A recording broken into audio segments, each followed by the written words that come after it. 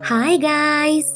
Episode 3 തുടങ്ങുന്നത് തന്നെ ദാരിം ഹാഗയെ ആക്സിഡന്റിൽ നിന്ന് രക്ഷിക്കാൻ ശ്രമിക്കുന്നതിനിടയിൽ രണ്ടുപേരും വളരെ അടുത്തു വരുന്നു, ക്ലോസ് ആയി നിൽക്കുന്നുണ്ട്. ആ ടൈം ഹാഗിയുടെ ഹേർട്ട് ബീറ്റ് കൂടും. ദാരിം ആശ്വാസപ്പെടുന്നുണ്ട്.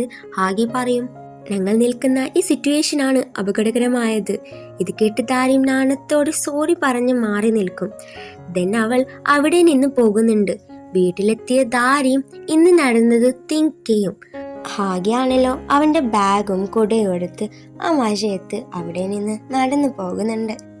വീട്ടിലെത്തി ഹാഗി ഉറങ്ങും നേരം അവന്റെ മൈൻഡ് മൊത്തം അവളായിരിക്കും. സ്റ്റേജിൽ നിന്ന് അവൾ വീഴുന്നേരം അവൻ ഓടി വന്ന് പിടിക്കുന്നതും അവൾ അവനെ പിടിച്ച് ക്ലോസ് ആയി നിന്നതും ഇതൊക്കെ ചിന്തിച്ച് അവന്റെ ഹൃദയമിടിപ്പ് കൂടുന്നുണ്ട്. അവൻ പറയും, ആദ്യമായിട്ടാണ് ഒരു ഗേളിന്റെ ഹേർട്ട് ബീറ്റ് കൂട്ടിയതെന്ന്. ഇവിടെ ഉറങ്ങിക്കിടക്കുന്ന ദാരിമിന് സ്വപ്നം കാണും. സ്വപ്നത്തിൽ ആരാണ് ബെസ്റ്റ് എംപ്ലോയി എന്ന് പറയുന്നുണ്ട്. അത് ആരാണെന്ന് അറിയാമോ? അവളത് ഞാനായിരിക്കണേ എന്ന് പ്രാർത്ഥിക്കുന്നുണ്ട്. ആ അവാർഡ് ആർക്കാണെന്ന് വെച്ചാൽ കാങ് ഹാഗി ആയിരിക്കും. ഇത് കേട്ട് അവൾ ഷോക്കാവും. അവനാണ് ലീയുടെ കൂടെ പോകുന്നതെന്ന് വെച്ച്. ഇല്ല, ഇത് നടക്കില്ല. നിങ്ങൾ കമ്പനി സിഇഒ ആയത് കൊണ്ടല്ലേ സ്വന്തം പേര് ചേർത്തത്. ദാരിം അതിനെക്കുറിച്ച് സംസാരിക്കുമ്പോൾ ഹാഗി അവളെ ജോലിയിൽ നിന്ന് പുറത്താക്കും. ഇത് കണ്ട് നെട്ടി ഉണരുന്ന ദാരിം പുറത്തെ ചീത്ത കാലാവസ്ഥ കണ്ട് ഇവന്റ് സ്ഥലത്തെക്കുറിച്ച് വേവലാതിപ്പെടും. ഹാഗിയും അസിസ്റ്റന്റും ഇവന്റ്സ് നടക്കുന്ന സ്ഥലത്തേക്ക് വരും. ആ സ്ഥലം തകർന്നു കിടക്കുന്നത് കാണും. അവിടെയുണ്ടായ വില കൂടിയ വസ്ത്രങ്ങളും പ്രധാനപ്പെട്ട സാധനങ്ങളും ആരോ പ്ലാസ്റ്റിക് കവർ ഉപയോഗിച്ച് കൃത്യമായി മൂടി സംരക്ഷിച്ചിരിക്കുന്നത് കണ്ട് ഹാഗി അത്ഭുതപ്പെടുന്നുണ്ട്. കാങ് ഹാഗി ഇതാരാ ചെയ്തതെന്ന് നോക്കിയാൽ ആ കനത്ത മഴയിലും നനഞ്ഞു കുതിർന്ന ദാരിം ഒറ്റയ്ക്ക് സാധനങ്ങൾ സംരക്ഷിക്കാൻ കഷ്ടപ്പെടുന്നത് ഹാഗി കാണുന്നുണ്ട്. അവൻ അവളുടെ അടുക്കൽ വരുന്നുണ്ട്. അവൾ പറയും, ഇവന്റ്സിലെ വളരെ പ്രധാനപ്പെട്ട സാധനങ്ങളായതിനാലാണ് ഞാൻ മയത്ത് നിന്ന് ഇവ സംരക്ഷിക്കാൻ ശ്രമിക്കുന്നത്. ദാരിമിന്റെ ആത്മാർത്ഥത കണ്ട് മനസ്സലിയുന്ന ഹാഗി അവളെ സഹായിക്കാൻ തുടങ്ങുകയും ചെയ്യും. ആ ടൈം വലിയൊരു ബാനർ കാറ്റിൽ നിന്ന് വീഴാൻ പോകുന്നേരം അവർ രണ്ടുപേരും വീഴാതെ പിടിച്ചു നിർത്തുന്നുണ്ട്. ഇത്രയും വലിയ പ്രതിസന്ധിയിലും അവൾ പുഞ്ചിരിയോടെ പറയുന്നുണ്ട്, മഴ ഉടൻ തന്നെ മാറും, എല്ലാ കാര്യവും ശരിയാകുമെന്ന്.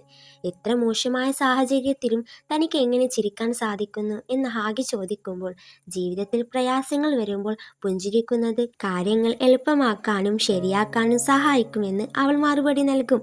അവളുടെ പോസിറ്റീവ് വാക്കുകളിൽ ഇംപ്രസ് ആകുന്ന ഹാഗി ചിരിക്കാൻ തുടങ്ങും. ദെൻ ഇവന്റ്സിലെ ബാക്കി മെമ്പേഴ്സ് അവിടെ എത്തുന്നുണ്ട്. എല്ലാവരും ചേർന്ന് തകർന്ന സ്ഥലം ശരിയാക്കാൻ ആരംഭിക്കുകയും ചെയ്യും. ദെൻ നെക്സ്റ്റ് ഡേ മോർണിംഗ് അവൻ അവളടുത്ത് പറയും, ഇനി ഒരിക്കലും സ്വന്തം ജീവൻ അപകടത്തിലാക്കി ജോലി ചെയ്യരുതെന്ന്. സുരക്ഷയ്ക്കാണ് മുൻഗണന നൽകേണ്ടത്. ഇത് കേട്ട് സന്തോഷത്തോടെ ദാരിം തൻ്റെ കയ്യിലുണ്ടായിരുന്ന ഒരു ബ്രെഡ് ഹാഗിക്ക് കഴിക്കാൻ നൽകും. അവനത് വാങ്ങി കഴിക്കുന്നുണ്ട്. ഇതിനിടയിൽ ചില വെൻഡേഴ്സ് ഇവന്റിൽ നിന്ന് അവരുടെ സാധനങ്ങൾ മാറ്റാൻ തുടങ്ങുന്നു. ഇവന്റ് ക്യാൻസൽ ചെയ്യില്ലെന്ന് അവരുടെ സിഇഒയോട് സംസാരിച്ച് ഉറപ്പ് നൽകിയിട്ടുണ്ടെന്നും ഹാഗി പറയുന്നുണ്ടെങ്കിലും അവർ അതൊന്നും കേൾക്കാതെ സാധനങ്ങൾ എടുത്ത് അവിടെ നിന്ന് പോകും. ഇവിടെ അപ്പോളോയുടെ ഫാഷൻ ഷോ നിർത്തിവെച്ചിരിക്കുന്നു എന്നൊക്കെ ആരൊക്കെയോ ഗോസിപ്പുകൾ മാർക്കറ്റിൽ പ്രചരിച്ചതായി ഹാഗിയുടെ അസിസ്റ്റന്റ് അറിയിക്കുന്നു. എതിരാളികളായ SC കോർപ്പറേഷനാണ് ഈ തെറ്റായ വാർത്ത സ്പ്രെഡ് ചെയ്യുന്നത്. ഞങ്ങളുടെ കമ്പനിയിലെ വിവരങ്ങൾ ചോർത്തുന്ന ഒരു ചാരനുണ്ടെന്നും അസിസ്റ്റന്റ് ആഗിയോട് പറയും. മേ ബി ഈ വാർത്ത SC കമ്പനിക്ക് ചോർത്തു കൊടുത്തത് ദാരിമായിരിക്കും. ദാരിം അങ്ങനെ ചെയ്യില്ല. രാവിലെ മുതലേ ഇവന്റിലെ സാധനങ്ങൾ രക്ഷിക്കാൻ അവൾ കഠിനാധ്വാനം ചെയ്യുന്നത് കണ്ടതല്ലേ. അവൻ അവൾക്ക് അനുകൂലമായി സംസാരിക്കും. അങ്ങനെയായിരിക്കില്ല, അവൾ രാവിലെ ഉണ്ടായത് കൊണ്ട് ഇവർ നിർത്തിവെച്ച വ്യാജ വാർത്ത സ്പ്രെഡാക്കിയത് അവളായിരിക്കും എന്ന് അസിസ്റ്റന്റ് തർക്കിച്ച് പറയും. കാരണം മറ്റുള്ള ആളുകൾ പിന്നീടാണ് അവിടെ എത്തിയത്. ഒരു റേഡിയോ സ്റ്റേഷൻ പ്രോഗ്രാമിനെ തൻ്റെ പഴയ മ്യൂസിക് ഗ്രൂപ്പായ DNX തകർന്ന സമയത്തെക്കുറിച്ചും മെമ്പേഴ്സ് തമ്മിൽ തർക്കമുണ്ടായതിനെക്കുറിച്ചും ലീ ആലോചിക്കുന്നുണ്ട്. ബാൻഡ് പിരിഞ്ഞതിന് ശേഷം ലീ തനിച്ചിരുന്ന് ഒരുപാട് കരഞ്ഞനായിരുന്നു. അതുമാത്രമല്ല, എല്ലാത്തിനും കാരണം ഞാനാണെന്നൊക്കെ പറഞ്ഞ് സ്വയം കുറ്റപ്പെടുത്തിയിരുന്നു. ഇതൊക്കെ അവൻ ഓർക്കുന്നുണ്ട്. പ്രസൻറ്റിൽ ഒരു ഫാൻ ഗേൾ നൽകിയ മോട്ടീവാകാൻ നൽകിയിട്ടുള്ള വരികളും ഓർമ്മകളും അടങ്ങിയ ഡയറി ഈ സന്തോഷത്തോടെ നോക്കുന്നുണ്ട്. കുറേ നഷ്ടങ്ങൾ ഇവിടെ സംഭവിച്ചെങ്കിലും ഫാഷൻ ഷോ നാളെ തന്നെ നടത്താൻ ഹാഗി തീരുമാനിക്കും. അല്ല, കൂടുതൽ നഷ്ടവും നാശനഷ്ടങ്ങളും സംഭവിച്ചതിനാൽ യാതൊരു തയ്യാറെടുപ്പുകളും ഇല്ലാതെ സ്റ്റേജ് വീണ്ടും പണിയുമോ എന്ന് അസിസ്റ്റന്റ് ചോദിക്കുന്നു. ഇപ്പോൾ ഷോ നിർത്തലാക്കിയാൽ ബ്രാൻഡുകൾക്ക് കമ്പനിയിലുള്ള വിശ്വാസം നഷ്ടപ്പെടും. എതിരാളികളായ SC കോർപ്പറേഷൻ വിപണി കീഴടക്കുമെന്നും ഹാഗി വ്യക്തമായി പറയുന്നു. ഹാഗി എല്ലാവരെയും സ്റ്റുഡിയോയിലേക്ക് കൂട്ടിക്കൊണ്ടുപോകുന്നു.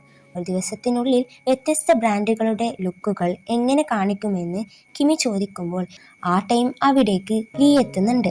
ദാരിം അവനെ കണ്ട് സന്തോഷത്തോടെ നാണിക്കുന്നുണ്ട്. സ്റ്റുഡിയോയിൽ വെളുത്ത ചുവരുകളിൽ ഓരോ ബ്രാൻഡിനും അനുയോജ്യമായ വിഷ്വൽ ആൻഡ് ഗ്രാഫിക്സ് മാറ്റി മാറ്റി ഉപയോഗിക്കാമെന്ന് മികച്ച ആശയം ലീ മുന്നോട്ട് വെക്കുന്നു. എല്ലാവർക്കും വളരെയധികം അത് ഇഷ്ടപ്പെടുകയും ചെയ്യുന്നു. അതിൽ അധിക ആളുകളും ഇംപ്രസ്ഡ് ആവുന്നു. അല്ല, ഒരു ദിവസത്തിനുള്ളിൽ ഈ തയ്യാറെടുപ്പുകൾ പൂർത്തിയാക്കാൻ കഴിയുമോ എന്ന് ഹാഗി ചോദിക്കുമ്പോൾ എല്ലാവരും ഒരുമിച്ച് ചെയ്യാൻ സാധിക്കുമെന്ന് പറയുന്നു. ദാരിം എത്രത്തോളം വർക്ക് ചെയ്യുന്നു എന്ന് ലീ ചോദിക്കും.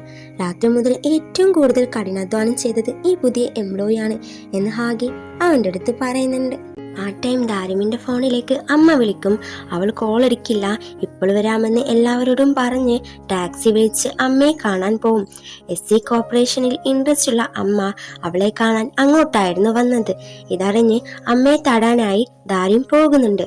തനിക്ക് ഭക്ഷണം തരാൻ വന്ന അമ്മയോട് താൻ ജോലി തിരക്കിലാണെന്നും വളരെ ടയേർഡാണ്, അമ്മ വീട്ടിലേക്ക് പോയിക്കോളൂ എന്ന് പറഞ്ഞ് വീട്ടിലേക്ക് അയക്കും. അവൾ SC കമ്പനിയിൽ നിന്ന് അപ്പോളോ കമ്പനിയിലേക്ക് മാറിയത് അമ്മക്കറിയില്ല എന്ന് ഇതിൽ നിന്ന് മനസ്സിലാക്കാം. അമ്മ വീട്ടിലയച്ച് തിരികെ വരുന്ന ദാരിമിനെ SC കമ്പനിയുടെ മുന്നിൽ വെച്ച് ഹാഗിയുടെ അസിസ്റ്റന്റ് കാണും.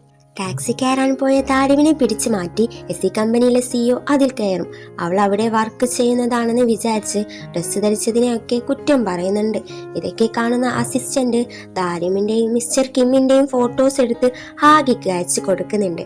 ദാരിം തന്നെയാണ് കമ്പനിയിലെ സ്പൈ എന്ന് ഇയാൾ ഉറപ്പിച്ച് പറയുകയും ചെയ്യും. ദേഷ്യത്തോട് ഹാഗി അവളെ തിരിഞ്ഞു നടക്കും. അവൾ അവൻ്റെ ഫ്രണ്ടിലെത്തുന്നുണ്ട്. അവൻ ചോദിക്കും എവിടെയായിരുന്നു എന്ന്.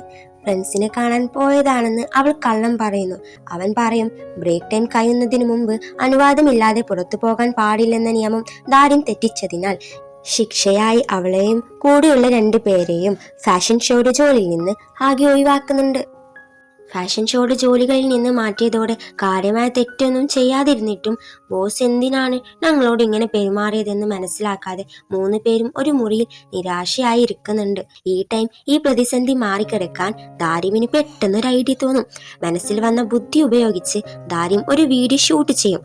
അത് മികച്ച രീതിയിൽ എഡിറ്റൊക്കെ ചെയ്ത് അവളുടെ എഡിറ്റിംഗ് സ്കിൽ കണ്ട് ഫ്രണ്ട്സ് തന്നെ അത്ഭുതപ്പെടുന്നുണ്ട്. മാർക്കറ്റിംഗ് ടീം തയ്യാറാക്കിയ വീഡിയോ കിമി ഹാഗിക്ക് കാണിച്ചു കൊടുക്കുന്നുണ്ട്. പൊതുജനങ്ങൾക്കായി ഫാഷൻ ചലഞ്ചും അടുത്ത ദിവസം നടക്കുന്ന അപ്പോളോ ലൈവ് ഷോയുടെ വിവരവും ഉൾപ്പെടെ അതിലുണ്ടായിരുന്നു. കണ്ട് ഹാഗിക്ക് വളരെ ഇഷ്ടപ്പെടുന്നു. അത് കമ്പനിയുടെ ഒഫീഷ്യൽ അക്കൗണ്ടിലും ലീഡ് അക്കൗണ്ടിലും പോസ്റ്റ് ചെയ്യാൻ ഹാഗി പറയുന്നുണ്ട്. ഈ ട്രെൻഡിങ് ഐഡിയ ദാരിമിൻ്റെതാണെന്ന് ഹാഗി അറിയുമ്പോൾ അവൻ വളരെ ഇംപ്രസ്ഡ് ആവുന്നു. ദാരി മുമ്പ് SC കോർപ്പറേഷനിൽ ജോലി ചെയ്തിരുന്ന കാര്യം അറിയാമോ എന്ന് ഹാഗി കിമ്മിയോട് ചോദിക്കും. കിമ്മി പറയും ദാരിമിൻ്റെ വീട്ടുകാർക്ക് അവൾ ജോലി ചെയ്യുന്നത് അറിയില്ല, അതാ അവൾ അമ്മയെ തടയാൻ ലഞ്ച് ബോക്സ് വാങ്ങാൻ SC കോർപ്പറേഷനിൽ പോയത്. ഇത് കേട്ട് അവൻ ഓർക്കുന്നുണ്ട് അവളുടെ കയ്യിൽ ലഞ്ച് ബോക്സ് കണ്ടത്. അവനക്ക് അവളെ സംശയിച്ചതിൽ കുറ്റബോധം തോന്നും. കിമ്മി ദാരിമാണ് ഫ്രണ്ട്സിൻ്റെ അടുക്കൽ പറയും ഫാഷൻ ഷോയുടെ മെമ്പേഴ്സ് ആവാൻ ഹാഗി സമ്മതിച്ചു എന്ന്.